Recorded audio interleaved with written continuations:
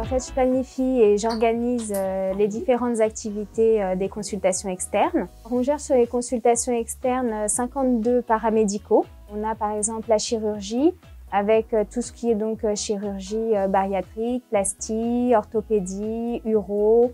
On a la partie ophtalmo et ensuite on a exploration fonctionnelle. Depuis peu, on a la vaccination également sur les consultations de médecine. Donc la fonction de cadre de santé nécessite d'être sur tous les fronts. Par exemple, je peux être appelée par un médecin parce qu'il a un problème informatique. Je peux être appelée par une infirmière qui a une difficulté avec un patient. Donc au niveau logistique, mon rôle est de pallier au manquement de matériel et à l'approvisionnement des stocks pharmaceutiques. Et en plus de ça, on doit surtout faire attention que le matériel fonctionne pour prendre en charge correctement le patient. Ce que je préfère, c'est cette relation donc avec les professionnels, faire le lien avec l'ensemble des collaborateurs et permettre le fonctionnement d'une activité. Je me sens épanouie professionnellement.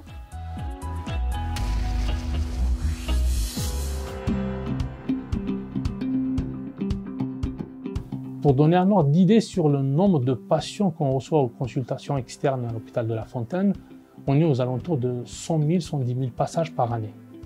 L'ORL, l'ophtalmo, la chirurgie infantile, la pédiatrie, la néonate, la chirurgie orthopédique, la chirurgie de l'obésité. Moi, mon rôle aux consultations, donc bien sûr, c'est gérer les effectifs, c'est-à-dire de permettre à ce qu'il y ait des personnes tout le temps à leur place pour pouvoir répondre à la demande de nos patients.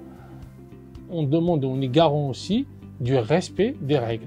Les soignants, il y a des protocoles à respecter, il y a les bonnes pratiques à respecter, il y a les horaires à respecter. Vous voyez, c'est un ensemble de points comme ça qu'on essaye de faire respecter par l'ensemble afin qu'au final, le patient soit bénéficiaire parce que les conditions sont réunies pour prendre en charge de bonnes conditions.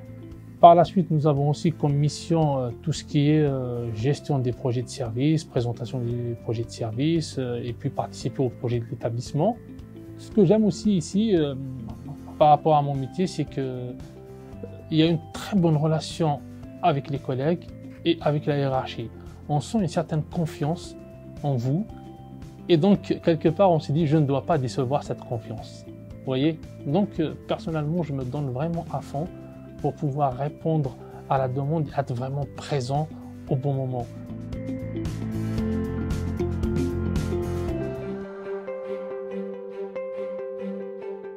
Alors ce qui est intéressant effectivement, c'est de pouvoir coordonner plein de choses. On peut passer de 80 passages à 180 passages dans la même journée. Donc on doit s'adapter comme ça tout le temps. Et puis on doit aussi adapter les professionnels parce qu'on va devoir en permanence occuper le terrain, être souvent en proximité avec les agents et pouvoir réguler un peu les patients qui vont devoir être hospitalisés ou à retour à domicile. Et là, on va travailler avec une équipe pluridisciplinaire. Donc vraiment, on va travailler avec beaucoup de partenaires aux urgences. Et notre fonction spécifique, cette régulation pour optimiser la prise en charge du patient et dans son orientation afin qu'elle soit au mieux et qu'il soit là où il doit être en fait. Donc cette régulation, elle est quand même spécifique aux urgences. Pourquoi? Parce qu'on travaille dans l'aigu et que le patient, il faut à l'instant T s'adapter à chaque fois. La chose la plus difficile dans notre métier de cadre, c'est la gestion humaine. Et qu'il faut absolument, enfin en tout cas il faut essayer quand on prend un poste, de réussir cette gestion humaine. Alors c'est vrai qu'on est seul face à un groupe quand on est cadre. Et il faut s'adapter. Alors s'adapter, ça ne veut pas dire forcément qu'on va dire oui à tout. En tout cas en argumentant, en donnant du sens à nos décisions. On peut réussir à s'adapter aux individus.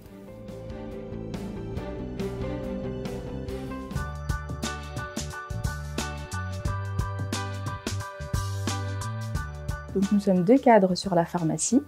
J'ai en référence les secteurs de la stérilisation et des dispositifs médicaux et ma collègue le secteur des médicaments. Alors l'organisation du service en tant que cadre, c'est de pouvoir prévoir les plannings de travail des équipes, bien sûr pallier aux différentes absences, aux différents besoins de l'activité en fonction du jour, mais il y a également l'organisation en termes de formation, les besoins de formation des équipes, prévoir également les gros projets qui sont à plus long terme, notamment pour la stérilisation, la reconstruction du service. Et puis pour l'accueil de nos patients, donner une image positive de la fonction publique de notre hôpital est vraiment très important. C'est le cadre qui travaille justement dans l'ombre pour faire en sorte que tous ces locaux puissent fonctionner, que les appareils des différents services fonctionnent pour qu'ensuite les professionnels sur le terrain aient le matériel nécessaire pour répondre aux besoins des services. On est dans une démarche qualité qui est extrêmement importante sur le circuit du médicament et la pharmacie finalement est le premier maillon dans l'entrée du circuit du médicament et des DM et donc nous sommes extrêmement sensibilisés à cette démarche. Ce qui me plaît dans ce métier, c'est de façon contradictoire, c'est la gestion de projet, en partenariat avec tous les professionnels du service et de façon opposée la gestion de l'urgence puisqu'il faut être force de proposition et d'imagination et trouver les ressources au sein de l'équipe qui nous aident toujours à trouver des solutions et c'est ce qui me plaît dans la fonction de cadre. Pour moi, les cadres de santé sont des professionnels pivots dans un établissement hospitalier. Ils sont pour la plupart, enfin même pour tous, ils sont issus des métiers paramédicaux et par la suite ils ont continué à évoluer vers la fonction managériale et ça devient des experts en management. Et en ce sens qu'ils sont les pivots puisqu'ils accompagnent les organisations de soins, ils accompagnent les effectifs paramédicaux et les compétences des professionnels. Ils rassemblent aussi l'état d'esprit des professionnels paramédicaux et qui sont en direct avec les patients. Il peut être proche des patients et des familles et il est aussi proche avec les médecins qui viennent le voir quand ils ont un souci ou quand ils ont un besoin de prise en charge spécifique pour un patient. Tout converge vers le cadre de santé. Donc voilà, c'est un personnage pivot dans les services de soins qui est incontournable.